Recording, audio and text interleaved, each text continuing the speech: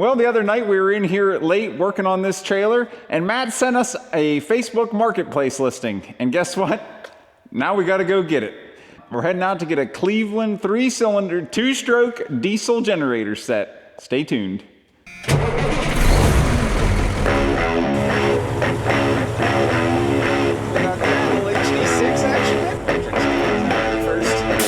It's only bigger than anticipated. I mean, it's like head height.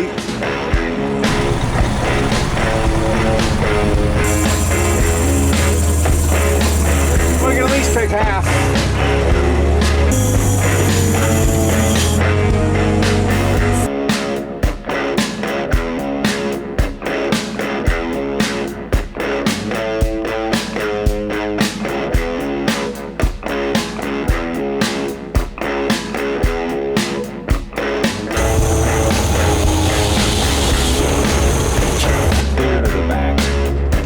Hopefully it's not in here long. You guys ever been like, you know, it's almost 11 o'clock on a Sunday night and your wife goes to bed and you're taking out the trash and everything else, and somehow you're now wanting to tear some covers off this engine and see what happens.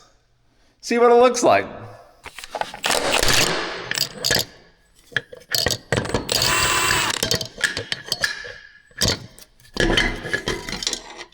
Oh, wow.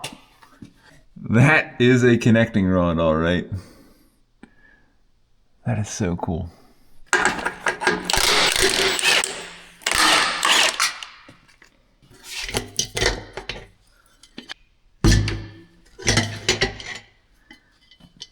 That is so cool.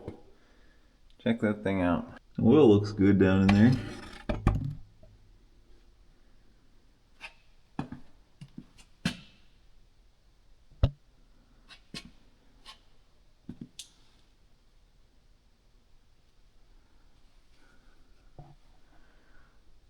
I think these covers will just be looking at the head, but might as well pull at least one and see what it looks like. Oh, this is pretty neat, the old engine builder tag. It's a 3-cylinder 268A. These are 6.5-inch bore by 7-inch stroke, what I found on the Google anyway. And saying it's 100 kilowatts. And that would be like 125 or 133. I think it'd be 133 horsepower. All this for 133 HPs.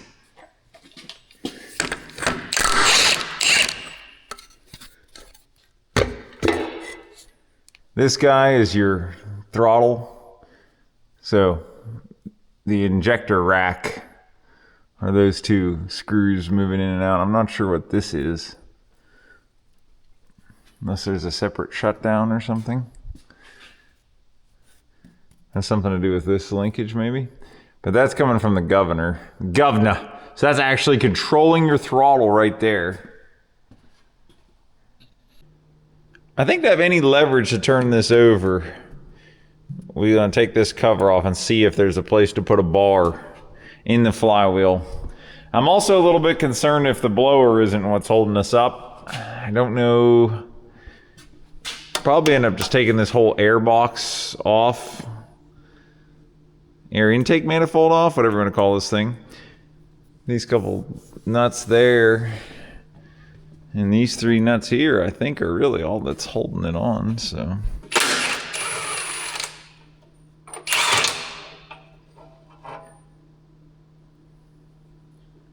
not rusty.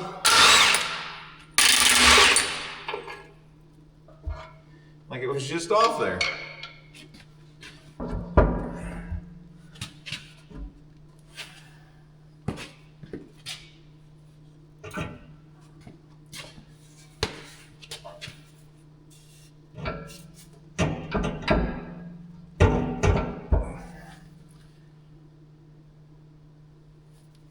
It's like we're stuck on these guys right here.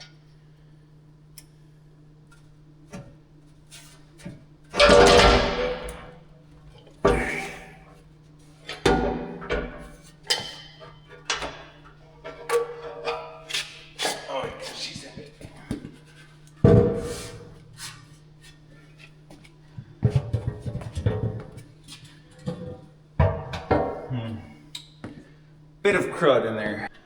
Look at the size of that blower. Holy cow. Man. The scale of this thing seems just absurd to make 150 horsepower. There's a bit of crud in that intake manifold. Yeah, we have some water down there in number 3.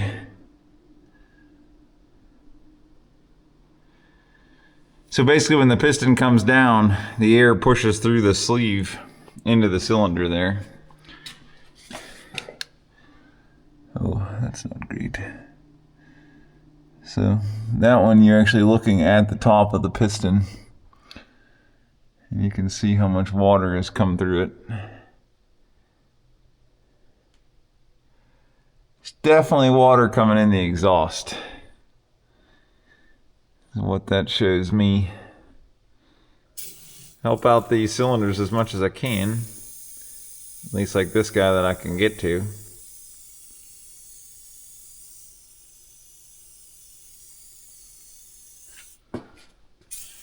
Even these ones probably doesn't hurt. So those holes go all the way around.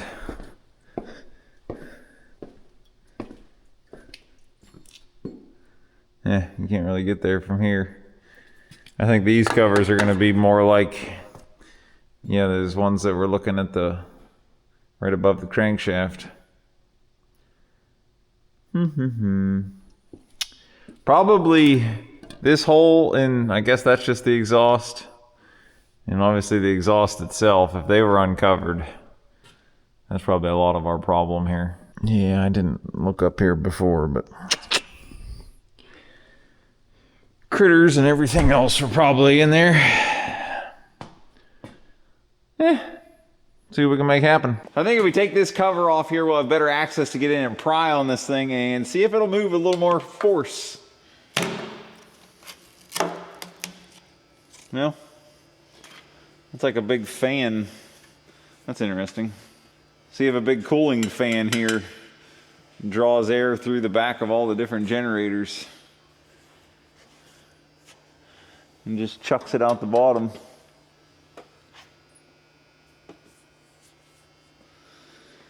So, how can we pry on this thing? So I don't think this little metal is going to take a lot. Pry on here. There are timing marks there on the flywheel. Super easy. The way the front of that's worn off from the starter. Maybe the starter would.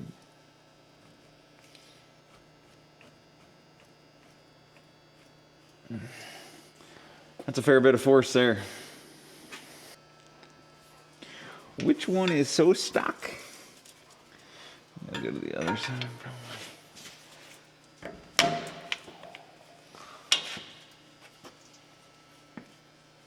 What all moved?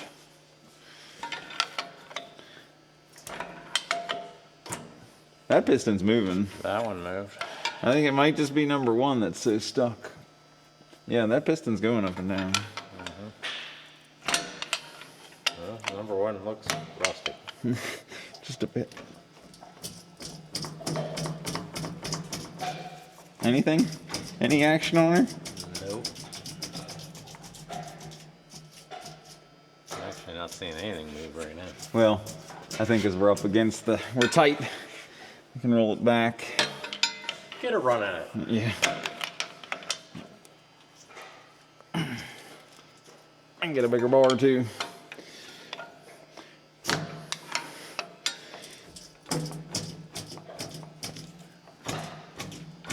Ooh. Even if we had to take a fuel injector out, maybe just get more penetrating oil down in it. But then again, we're doing that from the side. We could potentially reach in here with the torch and warm up the sleeve and everything from this side and shove the torch gun in that hole. Yep. I think the like fuel oil or something in there and get it burning isn't the worst. Even if you just got a heat cycle, like if the piston gets hot and then you just let it cool, It may just help break something free. We can tell ourselves anyhow. Kind of neat how that head works, isn't it? Do you see how it's like tapered into this block section? Like it's sealing against the back here, but the camshaft stays when you pull the head off. So it's really not hard to pull any one head, it looks like. I thought it was weird. See how there's this pipe plug there? Mm-hmm. And then there's not one on 2 and 3. Why is that? What do you think that pipe plug is doing?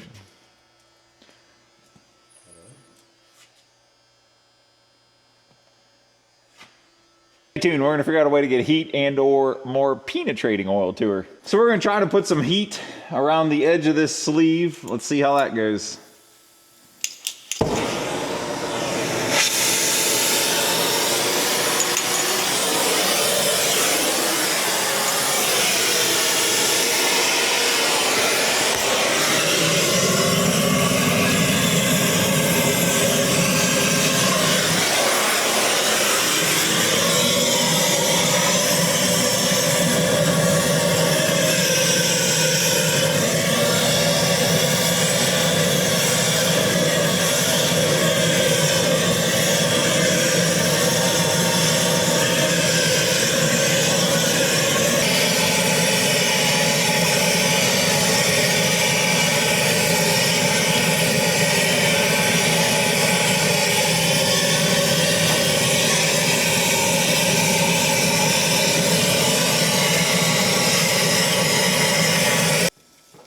Need some of that.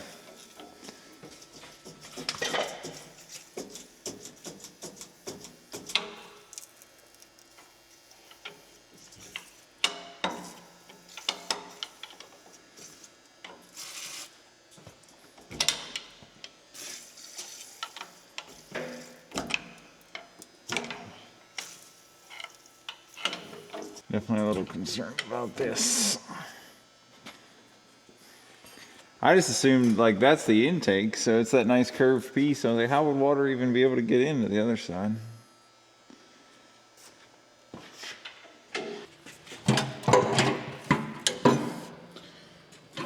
Huh.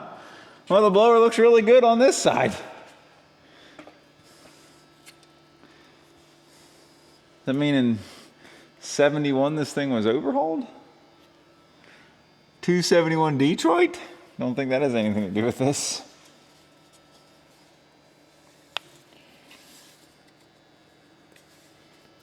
I think that was a colossal waste of time. Why aren't you wiggling though? Maybe something else is stuck. Maybe it is still one of these pistons. I don't know. Well, she's still stuck. And at this point, I feel like this is a game that we have to win. We got to get this thing freed up. So one way or another, we're going to figure out how to get a little more troublesome to our bar. I don't know. I don't know the best way. Maybe one of these couplings in the generator here has a way. I don't know. We got to figure out a way to pull harder. But I'm going to bed after I clean up some tools, so be right back. So, went to bed last night, woke up this morning still thinking, why is this thing stuck? And the only thing I can wrap my head around is that water obviously made it this far. We see the water here in the air box. So water came down the exhaust, through the cylinders, into the air box. It probably came out the intake manifold, made it to the blower. We haven't seen the blower move at all. The only thing that makes sense here is that the blower is the thing that's stuck, the thing that's holding us up. So I think if the water made it into the blower here, which this doesn't look hateful, so maybe I'm wrong, went in and laid down there in the bottom of the housing, it could be frozen up there. So I don't know, maybe you guys can fit in there and check it out. A light there. Can you see anything? Oh yeah. With all that water laying down in there. That's not good. But that was my fear.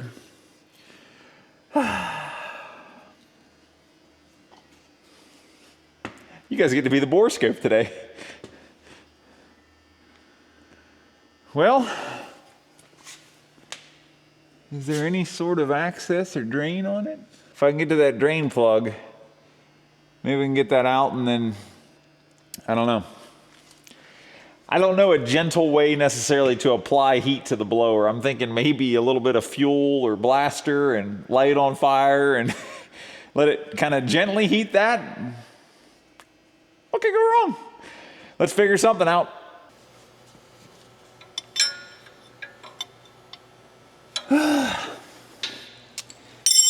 So we got to where this was trapped, and I got it flipped back and tightened it enough to get it off, but now we gotta get that nut off somehow.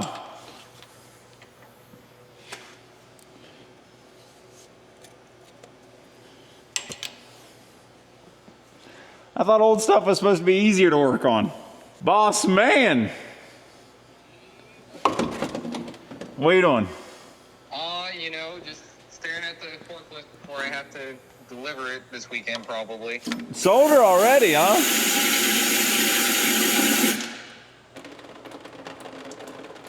Oh, that's not good. What happened? That is all the water coming out of the blower. Oof. That is definitely not good. I think that we got a liquid cooled blower though. So conveniently, I just ordered a case of penetrating oil here. We might be needing the whole thing.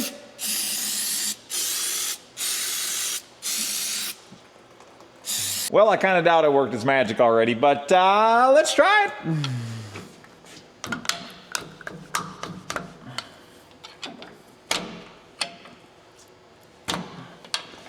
I mean, I don't know for sure yet or not that the blower is what's holding us up, but it sure doesn't seem like it's helping.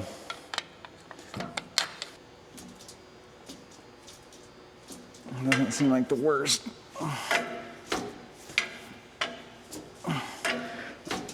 You can at least get some momentum at it.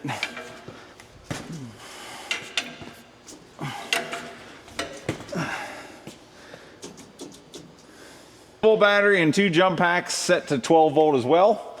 That'll give us our 36 volts, and we're just gonna go straight through everything. That allows us to use the jump packs as our jumper cables. So we're gonna hook that guy there. Hook this guy on this negative. That's in 12 volt.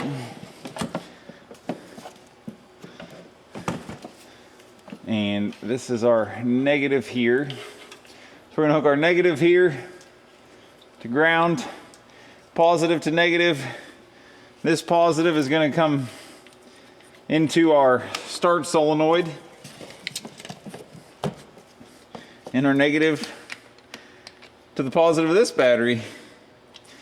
So we're basically adding 12 volts, adding 12 volts, adding 12 volts. Should have 36 volts. We're hooked in series here. And I don't know if the starter is probably not gonna have enough mustard, but maybe it can help us anyway.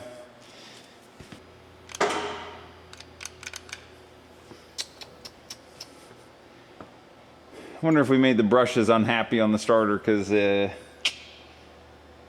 something wrong. Well, I think we're gonna need to take this cover off and check the gears here, and maybe there's a big nut we can get on and see if we can put a big bar and ratchet and break the blower free from this end. So that's our next try.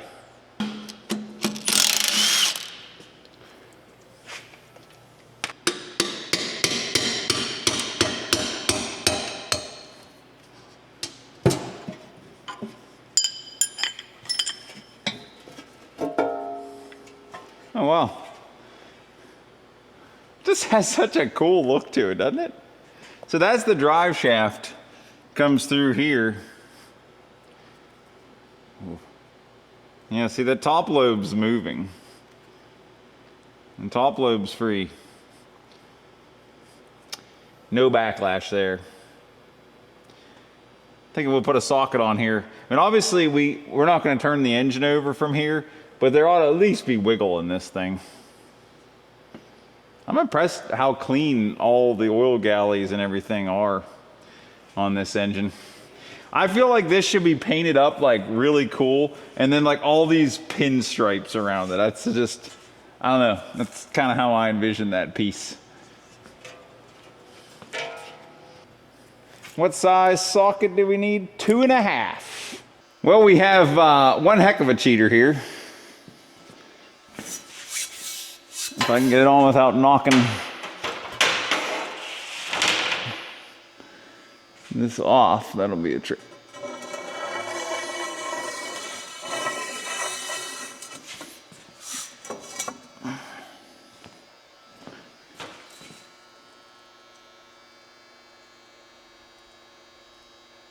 Wow.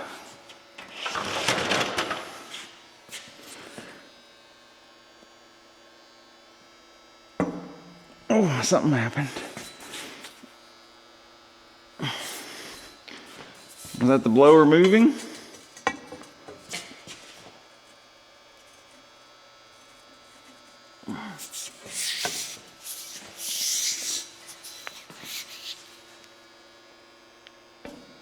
I think it's walking back and forth.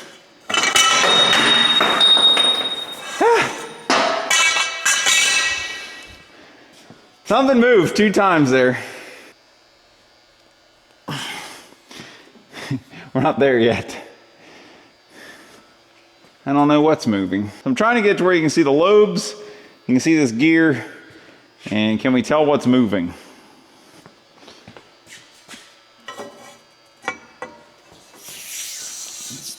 Ready? Yep.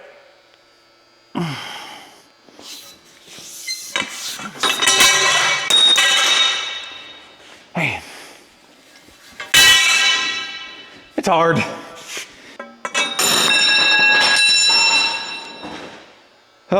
It's getting time for bed. Alrighty, another day, another try. Now I have Mrs. Puff and all of her 85 soaking wet pounds to put on the end of the pipe on the blower. I'm gonna try to turn on the engine at the same time. And basically the blower, the bottom of this will be turning this way to pump air out and push it into the engine while it's running. And we know the correct rotation of the engine is this way according to the tags on the top of the exciter. So if she's pulling down and I'm trying to twist the engine that way with a pry bar over on the flywheel, we should be going the same way. Maybe we can make something happen. Alrighty, another day, another try. Now I have Mrs. Puff and all of her 85 soaking wet pounds to put on the end of the pipe on the blower. I'm gonna try to turn on the engine at the same time. And basically the blower, the bottom of this will be turning this way to pump air out and push it into the engine while it's running. And we know the correct rotation of the engine is this way according to the tags on the top of the exciter. So if she's pulling down and I'm trying to twist the engine that way with a pry bar over on the flywheel, we should be going the same way. Maybe we can make something happen. Well,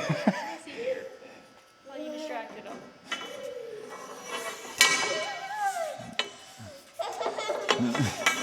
Go ahead and pull down on it. As long as he's not under it. Yeah. Oh.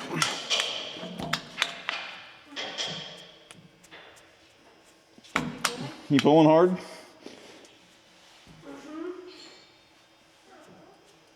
Man. Be happy. Oh, there's something moved. Something more moved. That might have been what we needed.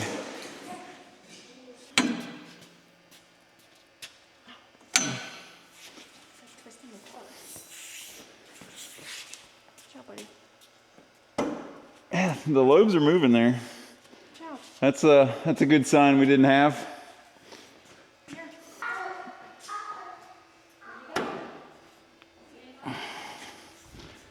Whew. All right, so we're getting somewhere here.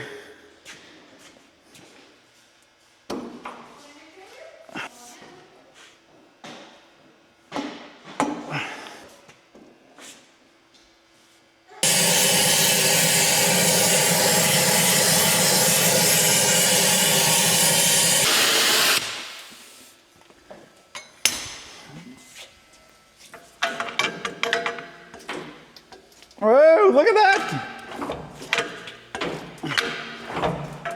Oh, we're getting somewhere now. Yes. Woo!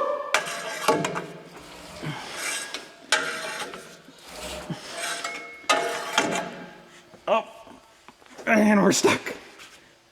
See if I can turn it back the other way.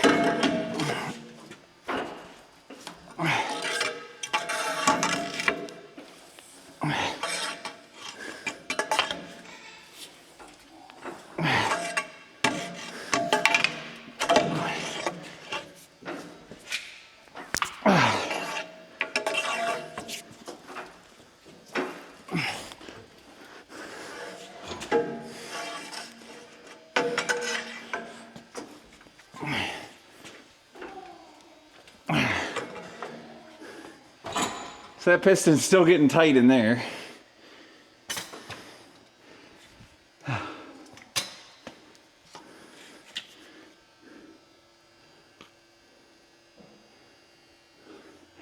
Yes! We're getting there.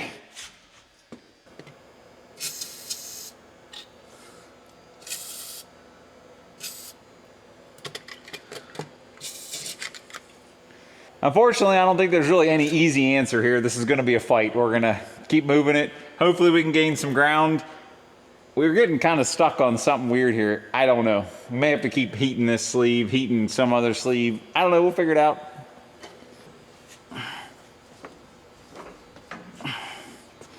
So right now, number 3 is rolling over top dead center.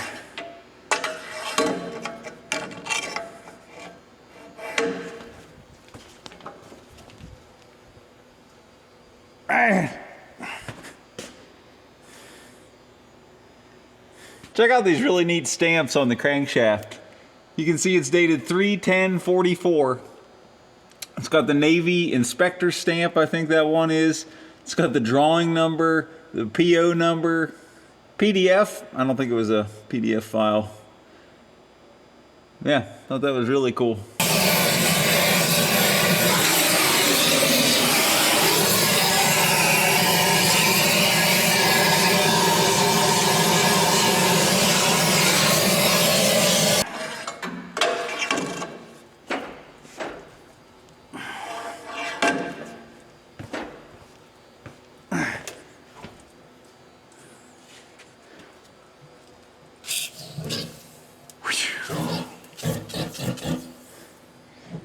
All right, with 4 out of 8 brushes now moving, let's see if anything happenings. Oh. All right, so I think this old DSR is bad. This DSR is questionable. We have a brand new Deca, somewhat older Ameristart, questionably junk. We know Jump and Carry's got it, but all in all, this should be 48 volts of freedom, and we're clamped on. Let's see what happens. And 3, 2, 1.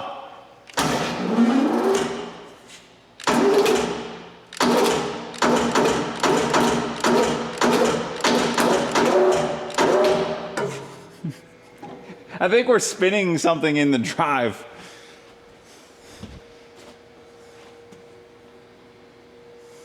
I think we're gonna have to heat that sleeve again.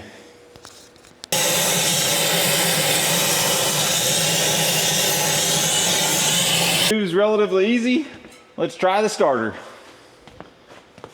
And 3, 2. Oh man, it did make it a good bit. Oh wow, almost all the way. Come on, we got to get her past.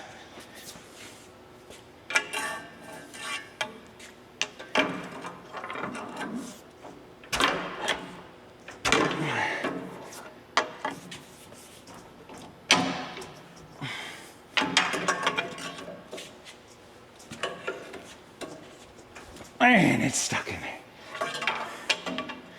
Maybe we need to bring her back down.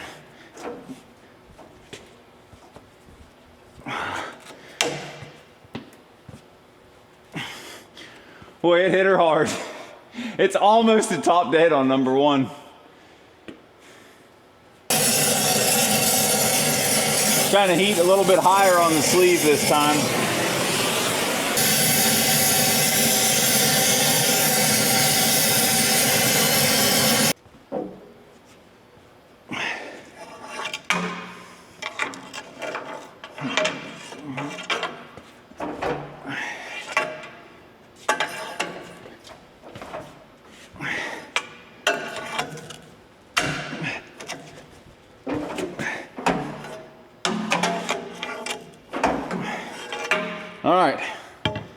Try the starter again, see if it'll power us through that top dead. Woohoo!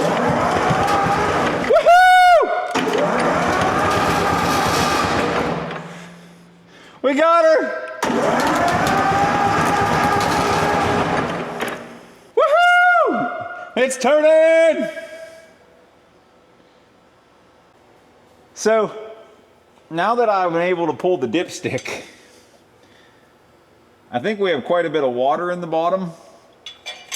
So before we really turn it over and pump that through with the oil pump, I'm gonna try to drain off the water that's on the bottom. Probably should have done that before we just spun it, but oh well. Oh yeah. Should have done this first.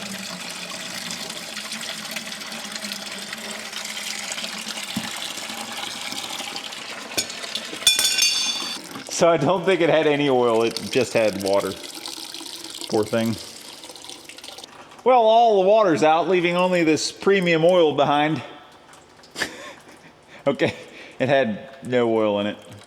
I'm amazed it didn't freeze and bust out this whole bottom side, but I guess this is fabbed. It's not a casting. I think that's kind of interesting. This whole thing is like a big weldment, which I didn't think steel was very stable for using for something like that. Like, see, this whole crankcase out here is actually welded, and then you do have like forged webs.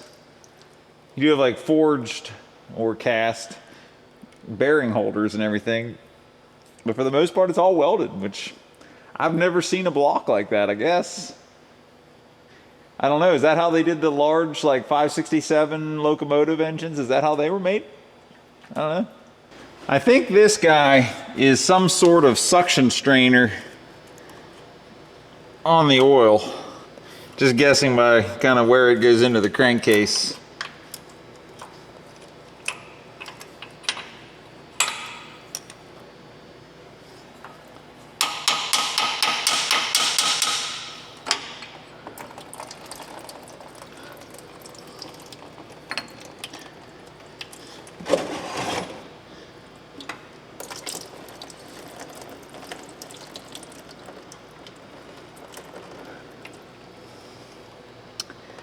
And indeed it is.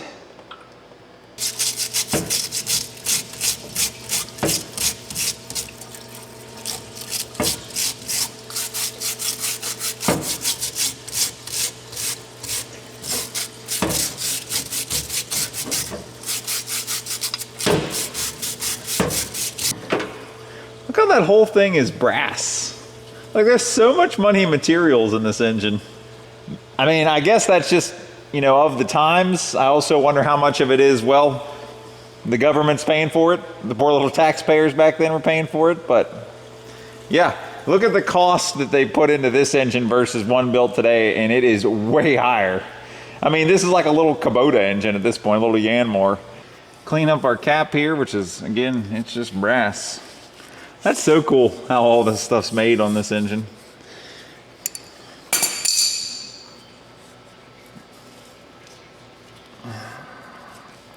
That is a gasket there. That guy up. So that goes in, and that's the pickup of oil. This is the actual lube oil pump up here from what I can tell. This is our huge oil cooler down here, which does a lot of the cooling for the engine itself, I think, as well.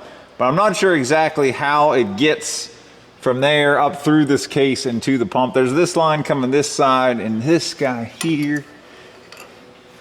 This is probably the pressure side.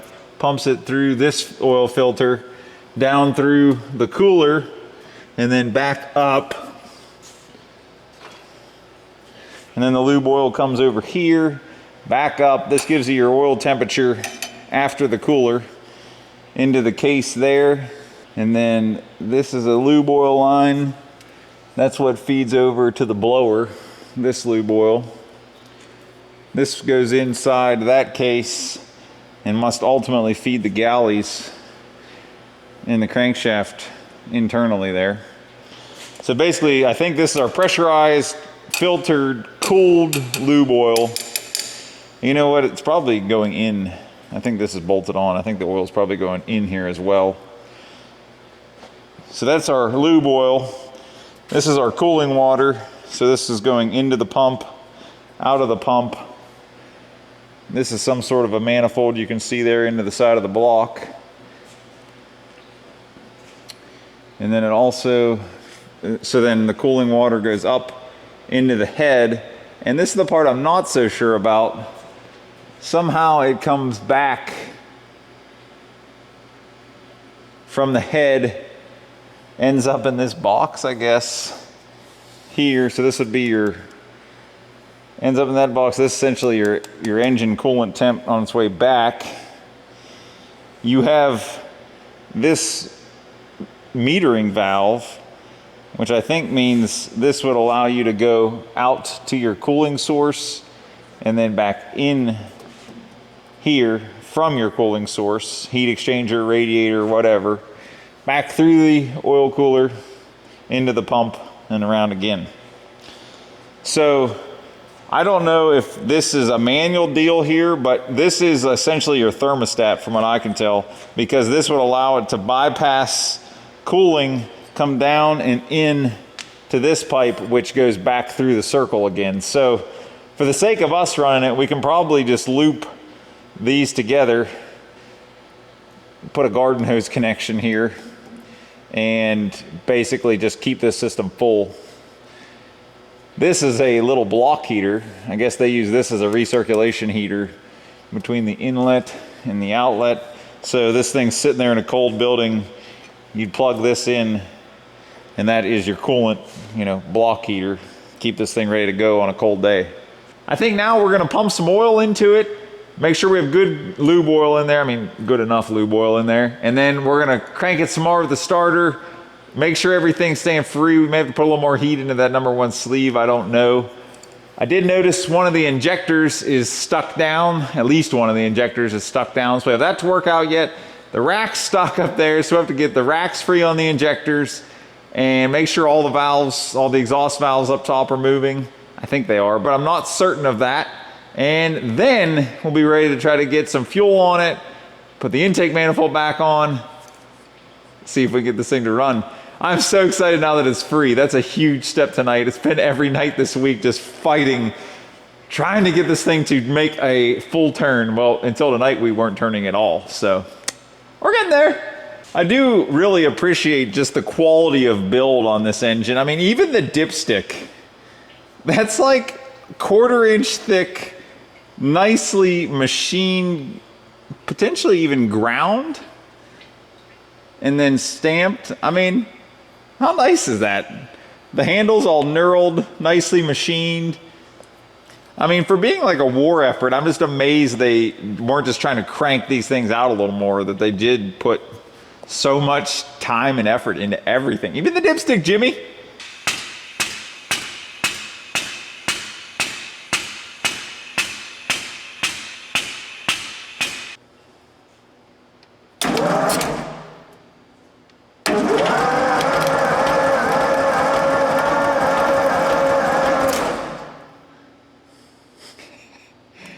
Just some smoke everywhere, no big deal.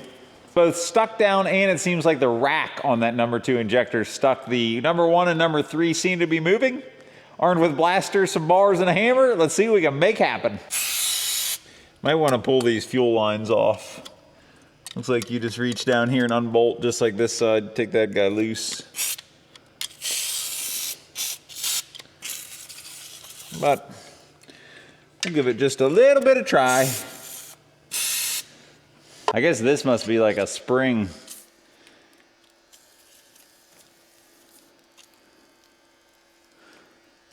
And all that's supposed to be free, I bet.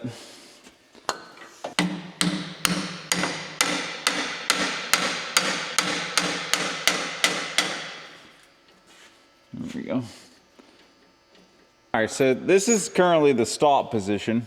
So you see that little rack / plunger moves in and out like it should on #1. And #3, well, #2 is no such luck. So everything about this injector is just stuck. Oh my, what is our best plan? So this guy here is your actual like throttle, the rack. This is an emergency shutdown, which is separate. So it has an overspeed auxiliary governor shutdown on this guy. So it looks like we're gonna have to remove these bolts and pull this whole rocker assembly out. I just talked to Matt, and that was sort of his recommendation on the regular little Detroits. He gets the rockers out of the way, which they have push rods that are pinned on, I guess. I don't know, never messed with little Detroit. I don't think they have overhead cams the way this guy does. So we'll pull these 4 nuts off, and we got these other oiler, just this one oiler tube. Looks like we also need to get out of the way.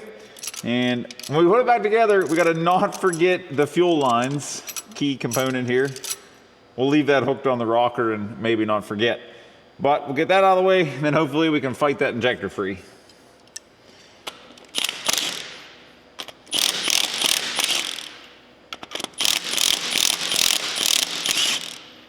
So I kind of wonder what the logic is with that. All right, there's our rocker assembly out of the way. Interesting how they did this little roller deal to be the equalizer of the 2 valves. And it has its own spring, a little ball and socket deal that sits down in there. Pretty neat.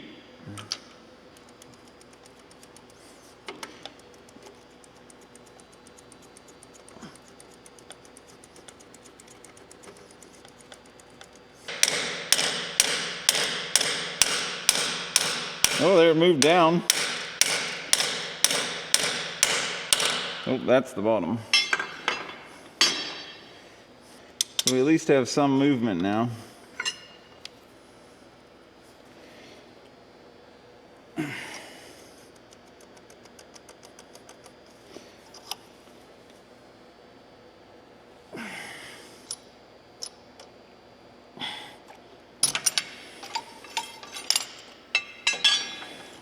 So I feel like some of this is what's hard to capture on YouTube, and anyone that works on things, you know that, you're digging through your drawers, you're digging through your toolboxes, because you're like, I know I have X, I think I should have a squeezy clamp right now in my situation, but I don't know where it is.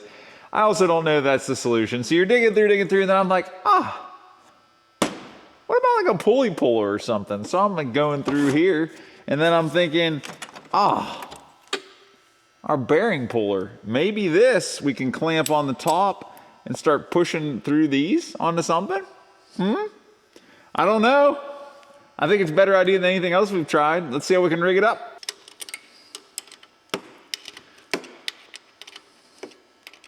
That's got some force on it there.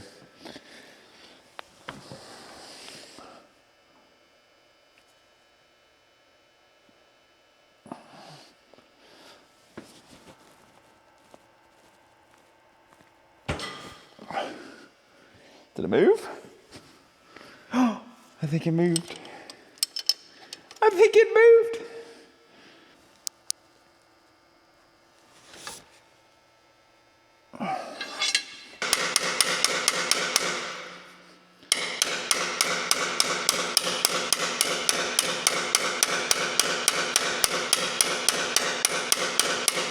Man, you gotta be way more aggressive with this than I would like to with a fuel injector. That is faux show. So, woohoo! We have rack travel now on number 2 injector. The injector seems to be free going up and down.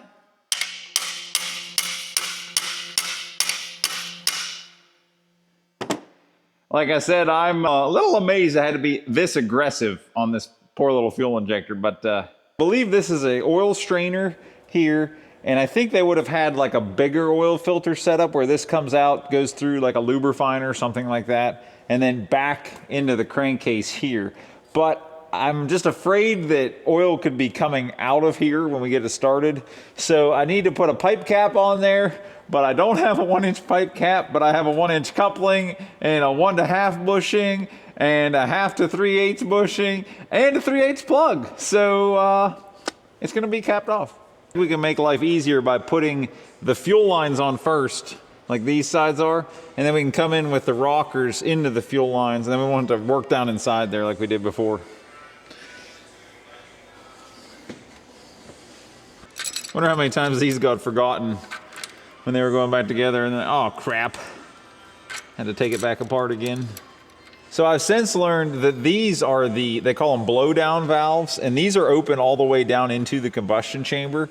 And you open these so you can blow any water, fuel, oil out. And I guess this is a common practice. You'll hear that term blow down on train engines or ship engines, anything large like this. So I want to try to break these free before we get the valve covers back in the way.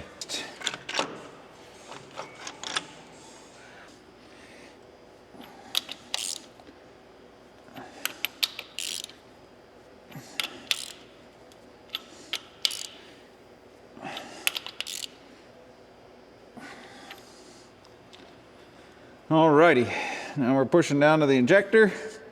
Everything else is tight. Now, I will say I feel we're taking a lot of liberties here as far as how dirty all this is, yada, yada, yada. I would not recommend this on an engine you actually care about, want to use long term. This thing is literally a step away from the scrapyard. I will be happy if we get it running. It may be the last time or the second to last time that it ever runs again. So it'll be okay, folks. So the rocker's all back on number 2. Next, we need the intake manifold on the blower. It will not run without forced air coming through and scavenging the cylinders.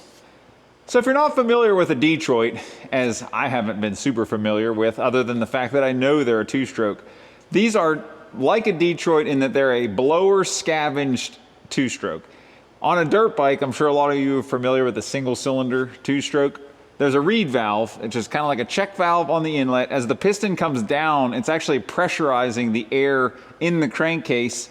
And when the piston passes all the holes in the cylinder, like these holes here, there's that pressure there, and that forces that air in, forces the exhaust out. And on a dirt bike, there's another port where you're going through the cylinder and out the exhaust. On a Detroit or a Cleveland like this, there are actually exhaust valves in the top. So there's 4 valves. So on this engine, each cylinder has 4 valves. And you can see this spring, this spring, this spring, and this spring. There's 4 valves. These 2 rockers are timed identically. You can see the lobe, They're just doing the exact same thing. So when the exhaust valves open, all 4 exhaust valves are opening at the exact same time. And right now you can see the piston's at the bottom of the stroke, so therefore these are open. These ports are open in the sleeve. The blower is maintaining a little wee bit of air pressure. It's not really boost pressure, but just enough positive pressure to push fresh air in. The exhaust valves are open. So the fresh air is coming to the bottom of the sleeve, it's working its way up, therefore pushing the exhaust valve. So the fresh gas is coming in, just air, pushing the exhaust burnt air out through the exhaust valves and out the exhaust manifold. As the crankshaft comes around and the piston starts coming up, you're off these lobes and the exhaust valves close as the piston is coming up past this intake port. So like on this one, you can see the piston back there. So the inlet valve is just the piston going past these ports on the sleeve. The exhaust valves are closed, so as the piston is coming up, it's creating pressure. The fuel injector hits, sprays fuel in, and it explodes, comes back down. When it gets to the bottom, like we are now, as it passes the inlet ports and the piston passes that, the exhaust valves open again and fresh air comes in, pushes it out. So there is no intake stroke and exhaust stroke like a 4-stroke has. You're doing everything in just one up and down of the piston. And that's the difference here of a 2-stroke and a 4-stroke. So I think it's a really cool design that it's really simple in a way. You just need the blower. The blower has to be here for this to run. If you don't have any pressurized air, nothing gets the fresh air in there and pushes the exhaust air out. So the blower is required to make this thing run. And then the fuel injector is just hitting every time as the piston approaches top dead center. You're putting fuel in and you're having an explosion. So even though this is only a 3-cylinder and it only runs at 1200 RPM, it's still going to make a lot of noise because it's going to essentially to your ear sound like a 6-cylinder at 1200 RPM because there's the same amount of firing happening in the same given time. So anyway, that's just what I want to give a quick overview. I think it's a really cool design. I didn't know until recently that EMD locomotive engines of this era, I think into the 60s, 70s, like the 567, I don't know the numbers of them very well, but a lot of the EMD locomotive engines, they all work under the same principle. Now there's way more cylinders, they're like V16s, way bigger pistons, way bigger blowers. But the principle is essentially the exact same as this engine or a little 2-stroke Detroit. So anyway, fun fact of how these old guys did it. Caterpillar, they were 4-stroke from the get-go. You guys saw last winter we worked on that D4600. It was a 4-stroke. Cat never built a 2-stroke to my knowledge, but this is the 2-stroke way. Cat did the 4-stroke way. They both have their advantages, and ultimately I think mostly due to emissions, 4-stroke was favored and 2-strokes have kind of gone by the wayside. But the power density was really there in the little Detroits. Now this one, I don't think we could say power density's there. This is making like 150 horsepower in this monstrosity of an engine. But the little Detroits were very power dense engines compared to, say, the D4600 Cat at the same time frame doing the same job.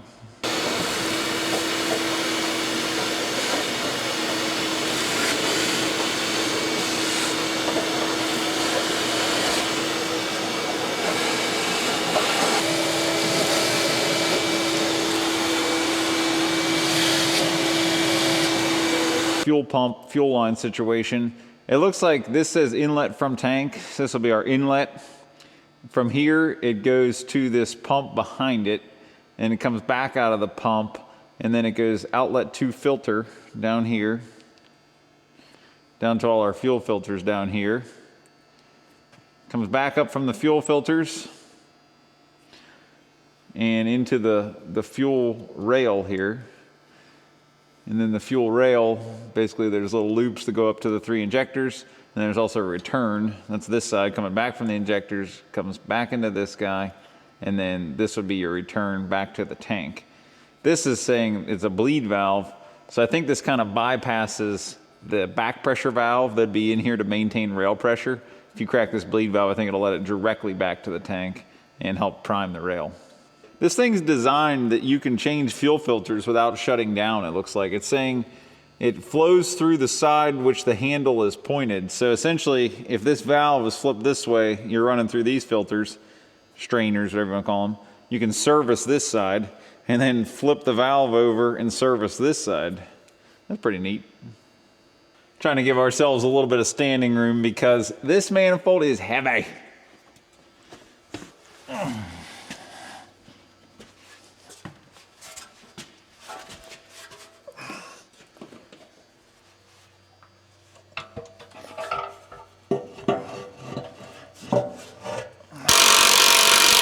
So both the size and the era, but I feel that an old Williams 13/16 super wrench is really the appropriate tool to put this thing back together with. Got the old gear case cover here on the end of the blower. So we have our fuel lines all rigged up, and it turns out you can use a reusable end on a heater hose when you're using a heater hose as your fuel line. Keep that in mind, guys. We also have a return hose. This newer, made in Mexico heater hose must be a little bit thinner. It didn't want to bite on the reusable end, so we just hose clamped that one onto the inside. So I couldn't get the SAE adapters out of these elbows, so we're just working with them. It'll be easier this way. If we get everything running, we'll make a permanent tank mount, and we can actually just make fuel lines that we trust, so we can run at Brownsville efficiently. So next I'm going to put a little bit of fuel in our pressure tank. We can hook air up to this as an old paint pot. We can hook air up, push fuel through the system and bleed it, get it down here in our bucket and see what it looks like. I don't love not trusting this connection. I kind of thought that we were on the right one. All right, we're getting some fuel pressure there.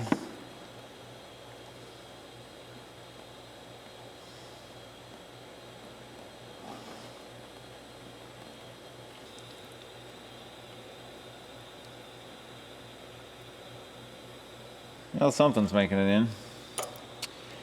We should know if it turns cherry flavored.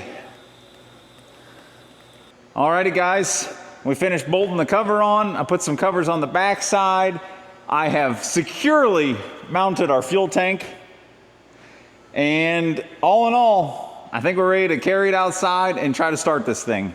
There's so much crap in the exhaust manifold that I don't want to start in the shop. I think it's going to be just a mess of stuff coming out of here. But just a quick recap. Since bringing it in the shop where all we knew was we couldn't turn over the bar out in the driveway, we have pretty much determined that number 1 cylinder was what was holding us up. Then we heated out the torch, got it kind of moving, still couldn't move the engine, thought must be the blower. Tore the blower apart. It did seem to be the blower. Got the blower freed up with a huge pipe, and thanks to your help, Mrs. Puff, and still couldn't turn it over. Back to heating number 1 cylinder with a torch, got to turn 180 degrees, hooked up 48 volts to the starter, and got to whale over. Enough lubrication, we had that working. The number 2 injector was stuck. We tore into that and basically pulled the rockers off, hammered on that injector, pried it back off of the bearing puller, got that injector free, the rack on it free. Now we have put fuel to it, prime fuel through the entire system, and we should be ready to start. We've kind of gone through our checklist. We drained the water, not oil, out of the oil pan, put some fresh 15W40 in it. I know, the Detroit Nazis going to tell me I need a 40 weight. I'm sure there was not 15W40 when it was made, but it'll ride. I'm going to grab the Volvo, carry it outside, and let's see if we can make it happen.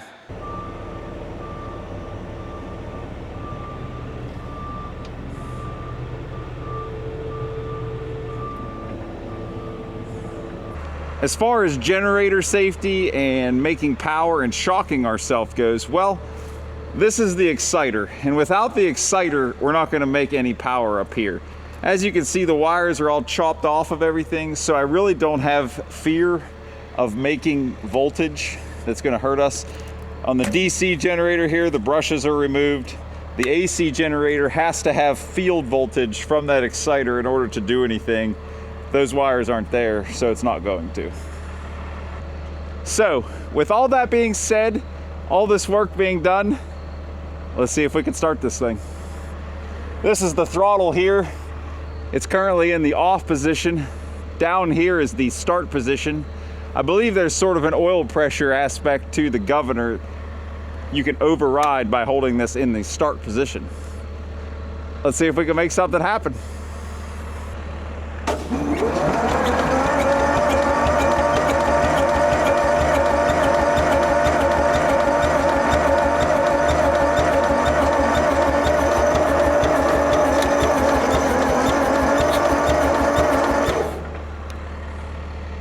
Ether.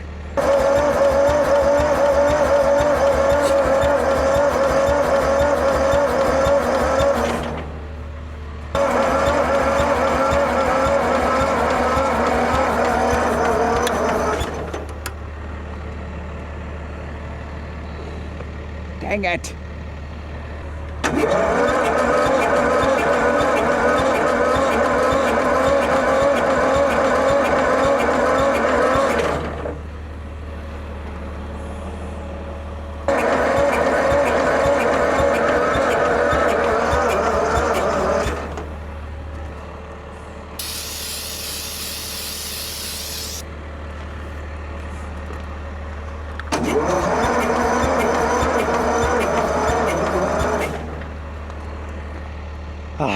Not enough volts of freedom.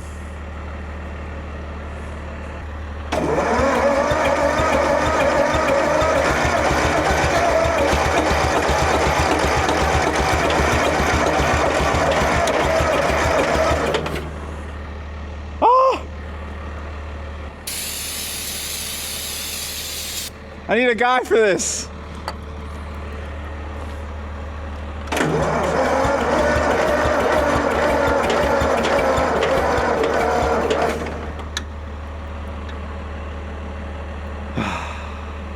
I was a little bit concerned about how much we were smoking the starter These brushes were all stuck when we started this. If you remember, I cleaned them. Well, I didn't really clean them up. I freed them up.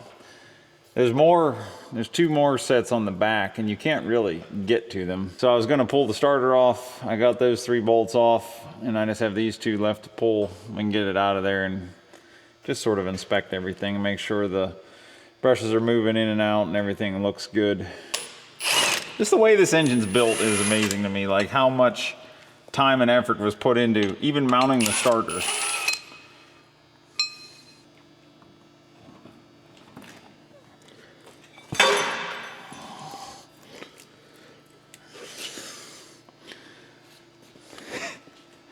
Now that is a starter. You can see where they did their, basically this whole weldment crankcase, and they planned on the starter being there, obviously.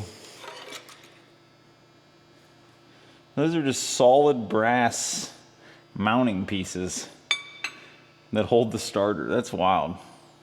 See, like the little springs that push down on those brushes are kind of stuck.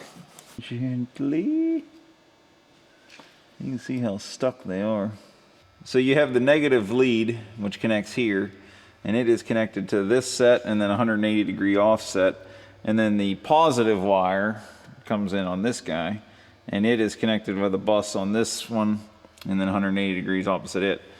And basically, as that turns, you have different copper bars down there, and they jump which set of windings you're going to in the motor here. And that makes it go around. Then we have a gear reduction here, and you just sort of have your regular automatic Bendix deal like any starter would have out here at the back. And it is just massive. So now that I'm confident all these brushes are moving in and out, you know, if you really want to get carried away, you can pull this apart, machine that nice and true. We're not going to do that. We're going to be happy that all the brushes are moving. So I'm going to slap it back on, get it all bolted back up, and I guess we'll hook up some batteries. May put 4 on and go straight to 48 volts, and between 48 volts and all the brushes moving, hopefully we get a little more whirling, because I think we're just like right on that brink of just not having enough RPM. So before we burn this up, I want to check it out, see how fast she'll roll, and we'll go from there.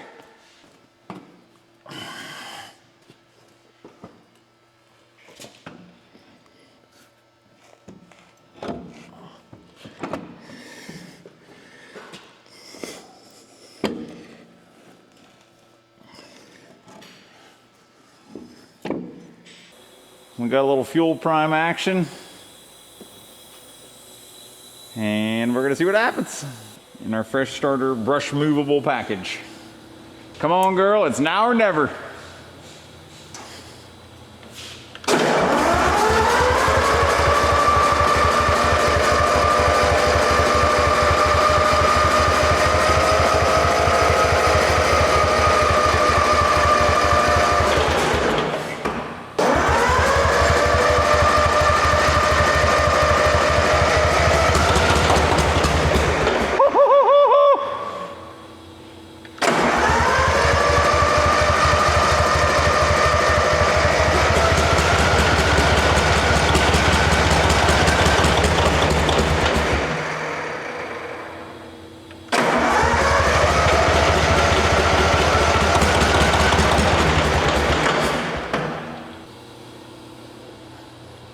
I think I'm going to set the rocker covers back on, because all that hay and everything else is going down into the rockers.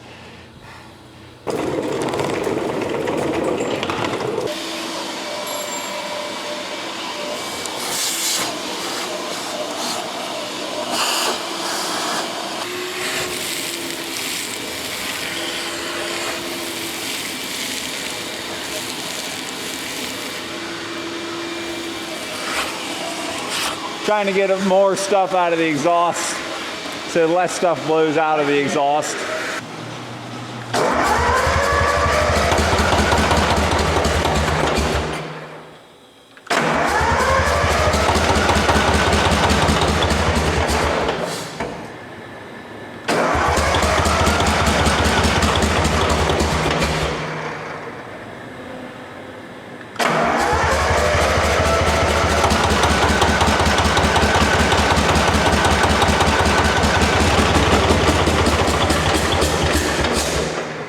such a fine line on that fuel.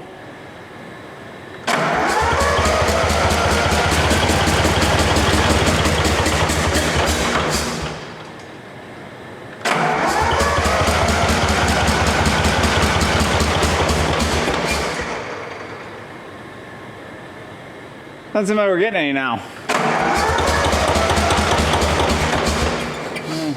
Little.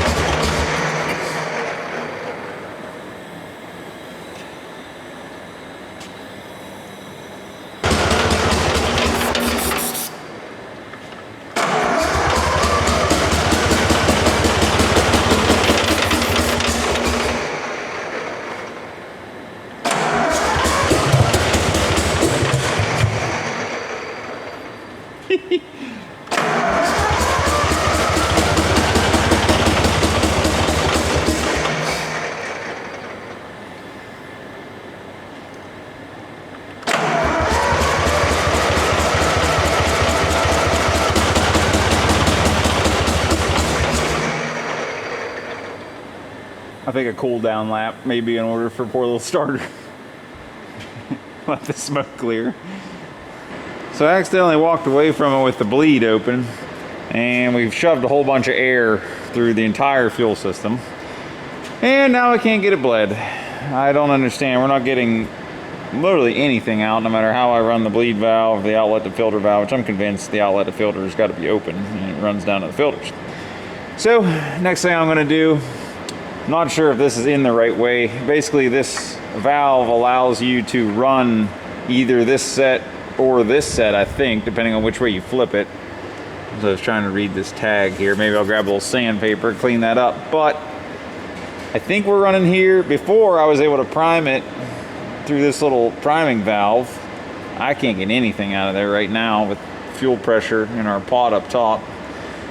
So I'll pull maybe just all of these filters and see what they look like. I don't know if they're like jammed up all of a sudden. It seems really odd. Like we were flowing and now we're not. So I'm not sure what's up with that. Let's see. We have this guy cracked open. Like in my opinion, this should be forcing all kind of fuel down here. Now obviously the lever's flipped to the left, but we also had red fuel in there, so something was happening there.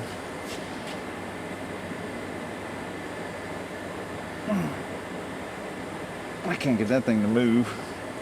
That's a lot of force. Or we just take this guy off. Well, we have a lot of fuel pressure here. This still had real yellow fuel in it, so we are running off of these two filters. But if there's pressure there, we're not getting through here. We haven't been able to turn this. Ah, why? Every time. It's like we're this close and we're this far away. So I guess I'm going to bed. It's after 10 tonight, but I'm gonna tear this valve out tomorrow, pull that guy out, I guess. I don't know what else to do. We're getting fuel down to here. We're not getting fuel in the filters. And I don't know why, because we were. Like, unless we got a mega chunk of dirt down the fuel line and it clogged something up. We were so close. It was like basically running. We're not giving up. Stay tuned.